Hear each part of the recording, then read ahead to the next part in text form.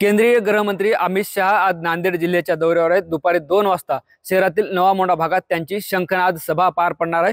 आपण त्याच सभेची तयारी आता पाहतोय। हे जे आहे ते सभेच्या मुख्य स्टेज आहे आणि या ठिकाणी जे आहे ते 50 व्हीआयपी मान्यवर बसतील अशी व्यवस्था या ठिकाणी करण्यात आली आहे आणि भव्य असा वॉटरप्रूफ मंडप या ठिकाणी भाजपाच्या वतीनं उभारण्यात आला आहे। पावसाचे दिवस पाहता ही सगळी व्यवस्था आयोजकाच्या वतीनं करण्यात आली आहे। साधारणपणे 1 वाजता अमित शहा यांचं नांदेड विमानतळावर आगमन होईल। त्यानंतर दिवंगत मुख्यमंत्री वसंतराव नाईक यांच्या पुतळ्याचं अनावरण त्यांच्या हस्ते होणार आहे आणि त्यानंतर जे आहे या ठिकाणी त्यांची सभा पार पडणार आहे। स्थानिक स्वराज्य संस्थेच्या निवडणुकीच्या पार्श्वभूमीवर अमित शहा यांची आज नांदेडमध्ये शंखनाद सभा पार पडणार आहे आणि मराठवाड्यासाठी आणि पर्यायानं महाराष्ट्रासाठी सुद्धा ही सभा अतिशय महत्त्वाची मानली जाणार आहे।